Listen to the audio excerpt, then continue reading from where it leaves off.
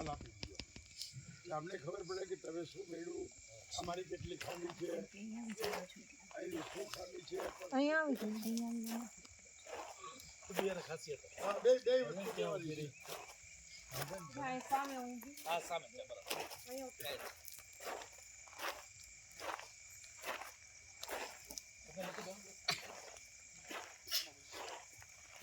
નમસ્કાર, મારું નામ પ્રાપ્તિ છે. હું આજે તમને મારી ચિખલકુબા પ્રકૃતિ શિબિરમાં મેં માણેલી ખૂબ સુંદર યાદો વિશેની થોડી વાત કહેવા માંગુ છું. જ્યારથી અમે ચિખલકુબા ગામમાં પ્રવેશ્યા ત્યારે એક પ્રકૃતિની નાની એવી ઝલક તો મારા મન ઉપર પડી જ ગઈ હતી. પણ જ્યારે કેમ્પ સાઇટમાં પહોંચ્યા ત્યારે ખબર પડી કે અસલી પ્રકૃતિ કોને કહેવાય. આજે તો આપણે રોડ રસ્તા વચ્ચે જે પ્રકૃતિ જોઈએ છે શું પ્રકૃતિ જ છે? ના, પણ અહીંયા જે આપણે પ્રકૃતિ જોઈએ છે ને એને અસલી પ્રકૃતિ કહેવાય. જ્યારે અમે અહીંયા આવ્યા ત્યારબાદ અમને લોકોને એક અમારો રૂમ બતાવવામાં આવ્યો અને ફ્રેશ થયા બાદ અમને નાસ્તો અને અમને કીટનું વિતરણ કરવામાં આવ્યું. ત્યારબાદ અમને લીંબુ પાણી શરબત પણ આપવામાં આવ્યું. શરબત આપ્યા બાદ અમને લોકોને અહીં રહેલા તમામ પોઈન્ટ કે જે આપણને આવતીકાલના ટ્રેકિંગમાં ફાયદાકારક થવાના હતા કે જેમાં સ્પેસિફિક ઝાડ અને પ્રાણીઓ અને પક્ષીઓ વિશે માહિતી હોય છે એ બધા વિશે પણ અમને એક બોર્ડ સમજાવીને માહિતી આપવામાં આવી અને ત્યારબાદ અમને લોકોને અહીંયા એક શોર્ટ ફિલ્મ પણ બતાવવામાં આવી. શોર્ટ ફિલ્મ જોઈને અમે લોકોએ રાત્રિનું ભોજન કર્યું. રાત્રિનું ભોજન કર્યા બાદ અમે લોકોએ અમારા રાત્રિના સુવા તરફ પ્રસ્થાન કર્યું. બીજે દિવસે સવારે અમને લોકોને સવારમાં જ પ્રાણાયામ અને યોગ કરાવવામાં આવ્યા. આનાથી અમારું મન ખૂબ શાંત થયું. અમે જ્ઞાન મુદ્રા અને પદ્માસનમાં વિવિધ પ્રાણાયામ અને યોગ કર્યા. ત્યારબાદ અમે લોકોએ સવારનો નાસ્તો કર્યો. સવારનો નાસ્તો કર્યા પછી અમે લોકો અમારા ટ્રેકિંગ માટે નીકળ્યા. હવે તો અસલી જંગલમાં ટ્રેકિંગ કરવા જવાનું છે. કેવો ઉત્સાહ હોય જ્યારે આપણે પહેલી વાર અસલી ઘનઘોર જંગલમાં ટ્રેકિંગ કરવા જતા હોય. બસ એ જ ઉત્સાહ અને આશાભરી આંખો સાથે અમે લોકો બસમાં બેઠા અને અમે લોકો ટ્રેકિંગ કરવા માટે નીકળ્યા. ટ્રેકિંગ દરમિયાન અમે વિવિધ વૃક્ષો જેવા કે ખેર, કેસુડો, મેકઅપ ટ્રી વગેરે વિશે માહિતી મેળવી. આ ઉપરાંત વિવિધ પક્ષીઓ જેવા કે તુઈ કે જે પોપટની એક જાત છે. પોપટ તો જો કે વિદેશમાં થાય છે પણ પેરાકીટની એક જાત છે. તુઈ અને સુડો આ ઉપરાંત અમે ઘણા બધા પક્ષીઓ અને પશુઓ વિશે માહિતી પણ મેળવી.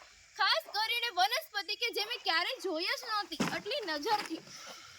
ટ્રેકિંગ પૂરું કર્યા બાદ અમે લોકો બપોરે અહીં પહોંચ્યા બાદ અમે લોકો નદીએ નહાવા ગયા. કેવું સરસ મજાનું ઠંડુ પાણી, કેવું શાંત વાતાવરણ, કેવી મજા આવે હે ને નહાવાની.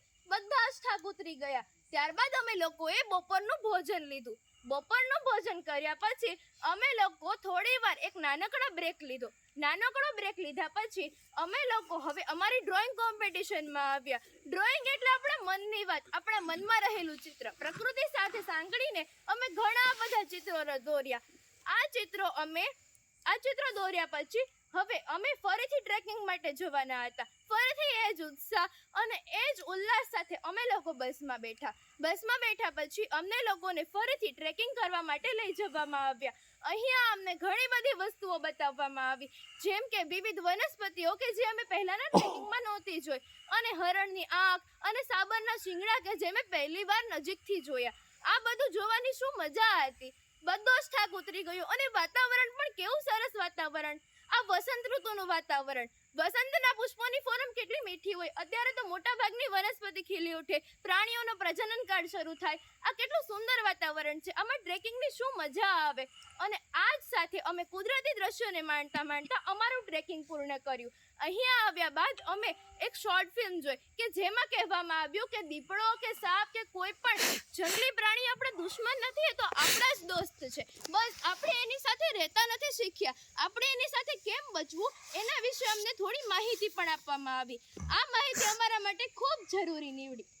આ માહિતી આપ્યા બાદ અમે લોકોએ અમારું રાત્રિ ભોજન કર્યું. રાત્રિ ભોજન પણ ખૂબ સ્વાદિષ્ટ હતું અને અહીંનું ભોજન ખાધા પછી એક પણ છોકરી અહીંયા આવેલી એક પણ દીકરીની તબિયત લથડી નથી.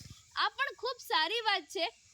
આ ઉપરાંત હવે અમારે 2 દિવસની પ્રકૃતિ શિબિર કઈ રીતે પૂરી થઈ ગઈ ને ખબર જ ન પડી. સમય તો બહુ સ્પીડમાં ચાલે છે હે ને. સમય છે આ થમશે નહીં, હર ઘડી પળ ખમશે નહીં, જાશે એ પળ પાછું આવશે નહીં, ભૂતકાળ વર્તમાન થાશે નહીં. સમય છે આ કોઈ દી નહીં થમે પણ તમે એને માણતા શીખી જાજો તો તમે તમારા સમયનો ચોક્કસ ઉપયોગ કરી શકશો. અને આ સાથે જ અમે હવે અમારી જમ્યા પછીની પ્રવૃત્તિઓ એટલે કે ખાસ કરીને ફાયર કેમ્પ, કે જે મારી બહુ ફેવરિટ પ્રવૃત્તિ છે, આ મને ખૂબ ગમે ફાયર કેમ્પ. તો હવે અમે ફાયર કેમ્પમાં આવ્યા છીએ અને અમારા પ્રકૃતિ શિબિરનો 2 દિવસ કઈ રીતે પૂરો થઈ ગયો કંઈ ખબર જ ન પડી. અને આ પ્રકૃતિ શિબિર માટે તો મારે કહેવું પડે, ઝળહળ કરતી વહેતી ધારા, વિખરાતી પથરાતી છાયા, ટમટમતી અજવાળી રાતો, બાગ બગીચે ભમરોગાત, વસંતના પુષ્પોની ફોરમ, પાનખરના પાનની મોસમ, શિયાળાની ગુલાબી સવાર, બપોરે ઉનાળો કાળઝાળ. આ દ્રશ્યોને, આ રચનાઓને કોણે રચ્યા, કોણે બનાવ્યા? પ્રભુને એટલી જ પ્રાર્થના કે તમે તમારી આ પ્રકૃતિને આ ગ્લોબલ વોર્મિંગ અને આવતી આપત્તિઓથી બચાવી રાખજો. આ છે જેની રચના તેની રાત દિન હું કરતી અર્ચના, સાચવજે તો તારી પૃથ્વીને, સુંદરતાની પ્રતિક પ્રકૃતિને. અને આ સાથે જ અહીં ઉપસ્થિત તમામ લોકોને મારી એટલી જ વિનંતી છે કે તમે તમારી પ્રકૃતિને સાચવવા માટે કંઈક ખાસ કાર્ય કરજો. આ સાથે જ અમારા પ્રશિક્ષકો અને અધિકારીશ્રીઓનો પણ હું આભાર માનું છું કે મને પ્રકૃતિને માણવા માટે આવી સારી એવી તક આપી. આ માટે આપ સૌનો આભાર માનતા હું અહીં મારું વક્તવ્ય પૂર્ણ કરું છું. ખૂબ સરસ હો બેન. બહુ સરસ. શીઘ્ર કરી છે.